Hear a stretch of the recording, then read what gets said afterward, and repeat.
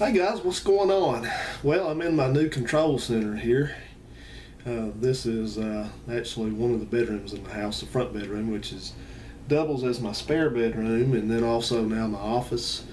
Before, everything was in the living room in there. You know, you remember seeing Santa Claus and all that stuff. So anyway, I'll do you a tour here pretty soon on this. I got a new computer desk, so I'll show you that coming up. And anyway, I thought we'd catch up a little bit, just tell you what's been going on. I've been working my way through the transmission videos again, trying to get those caught up and get that thing finished and back in the car, because it's getting into October and our temperatures are going down, and it's still nice during the day. It's quite warm still during the day, but it will be getting cooler, and I want to get that car going before it gets cold, because I definitely don't want to be out working on it then. But anyway, let's just catch up a little bit and I'll tell you what's been going on around here.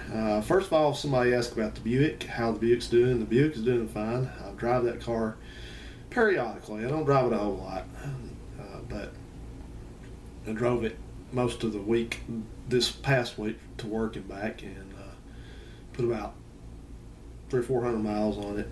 And then a few weeks ago I drove it to Montgomery and back, which is a 4-hour trip down there and a 4-hour trip back, so that's about 400 miles round trip, and did fine.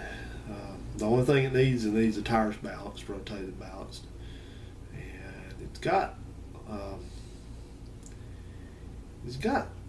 gas fume leak. It's not gas leaking, but it's just fumes every once in a while. You can smell it. It was really doing it when it was hot out, but since it's cooled off, it's not really doing that too much now.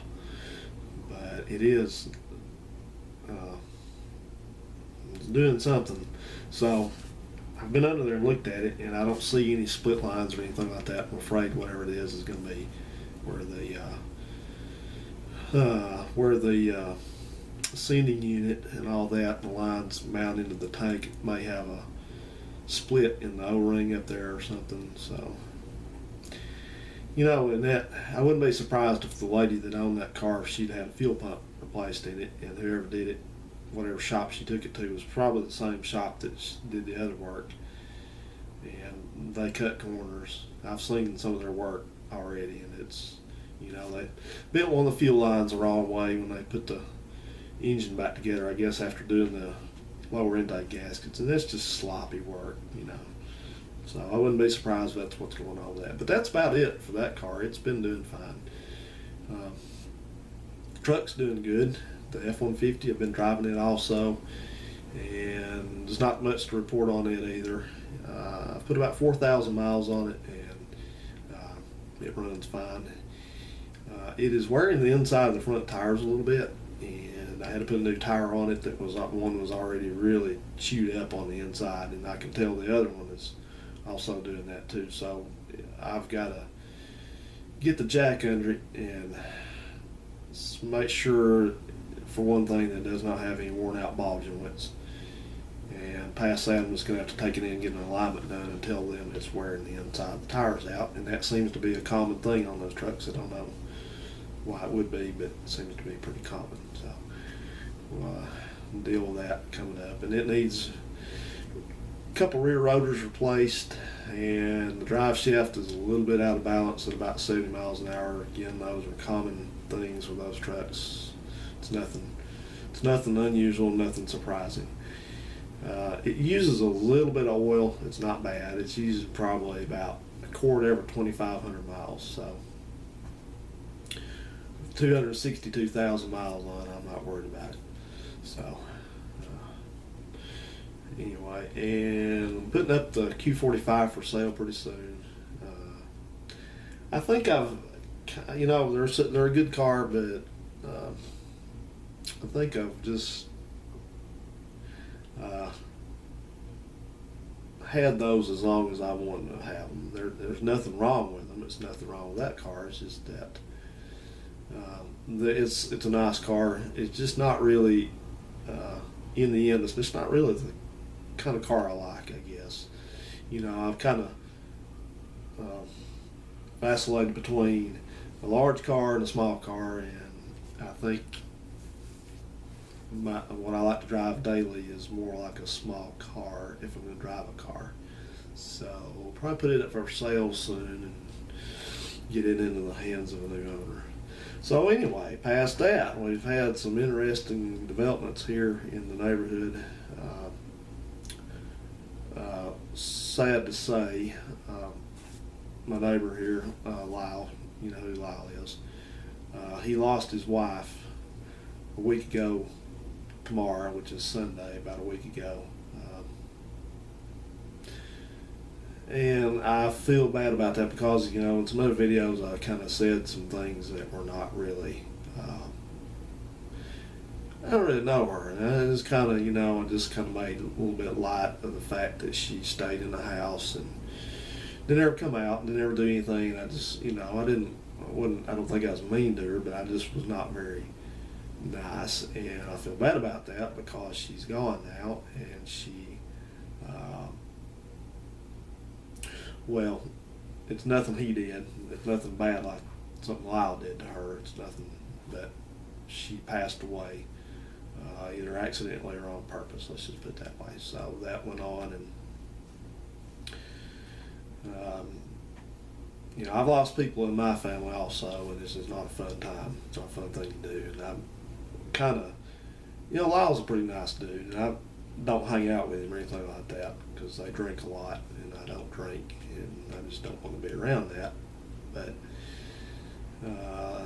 he's had a lot of company over the last week, so I hope, you know, I hope he's not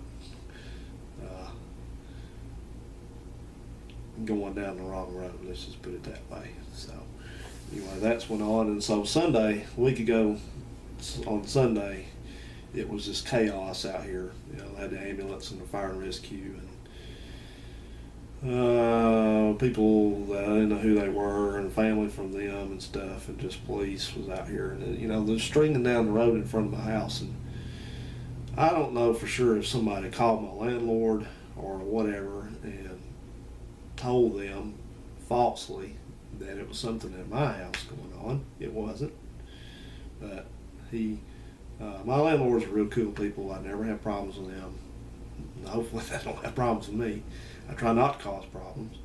You know, no issues with them whatsoever. And you know, I feel bad if somebody called them or however they heard this, you know, thinking it was me.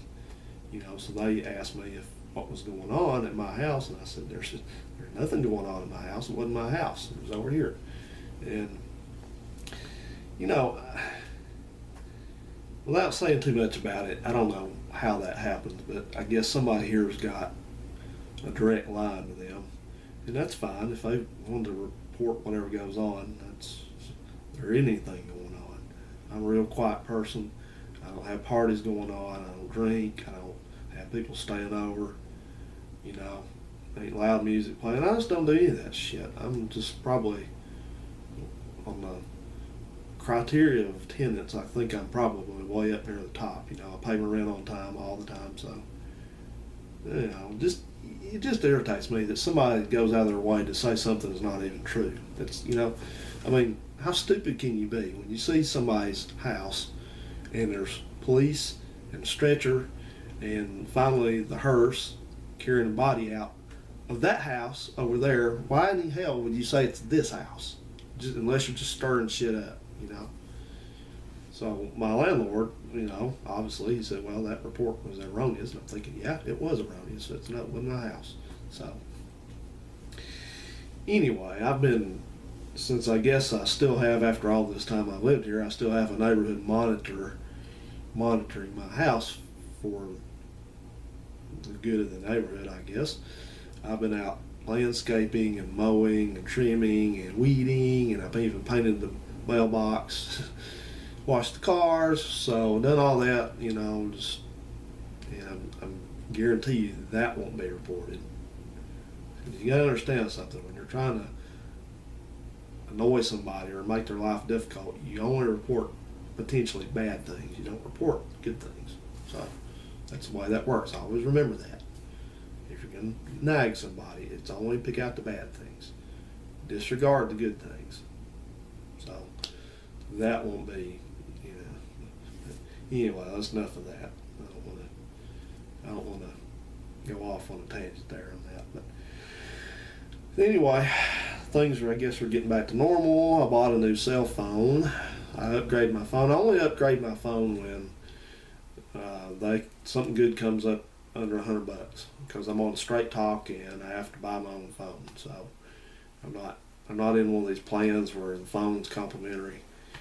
So I've been using Straight Talk since 2011, and I'm fully satisfied with them. It's the same amount every month, so you know, I don't have to deal with all that BS for the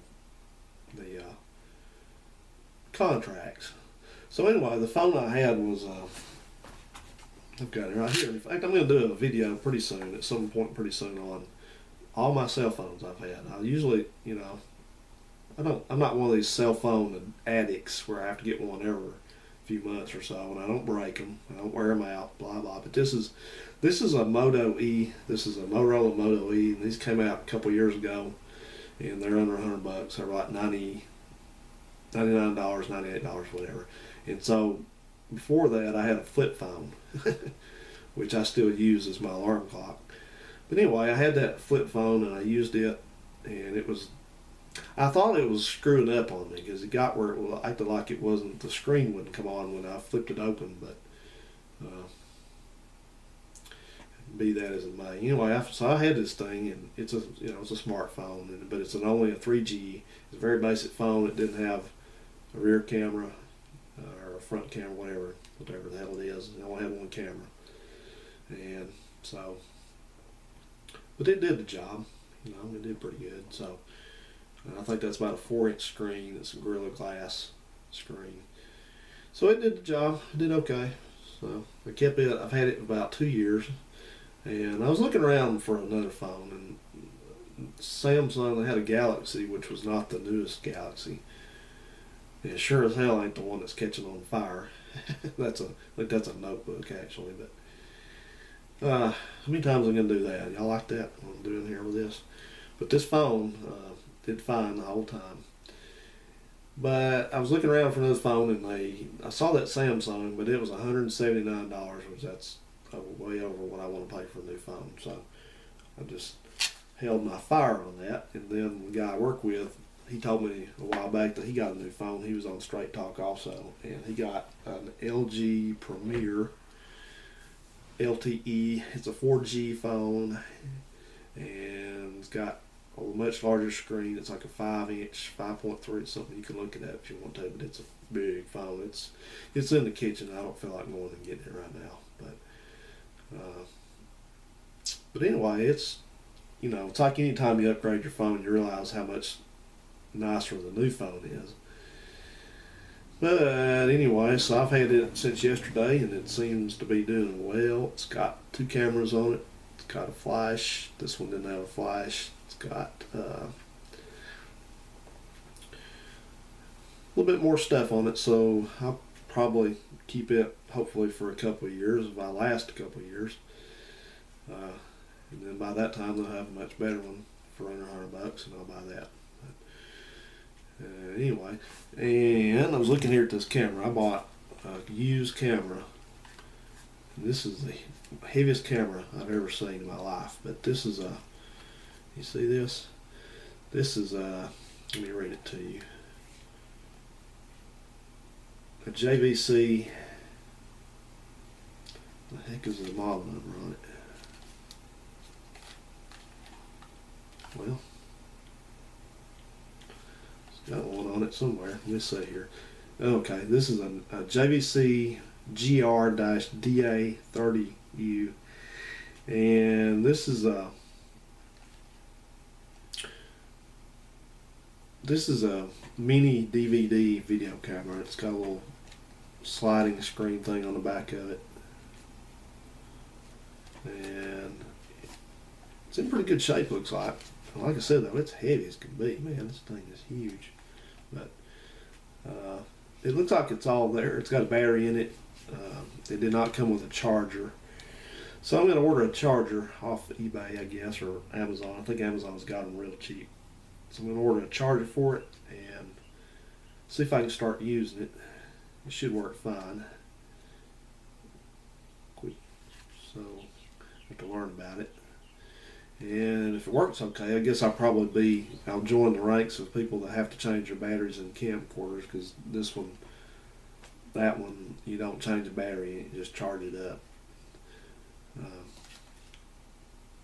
This is an 800x digital zoom, and it's got 30x optical zoom. You know, optical zoom is always better than digital.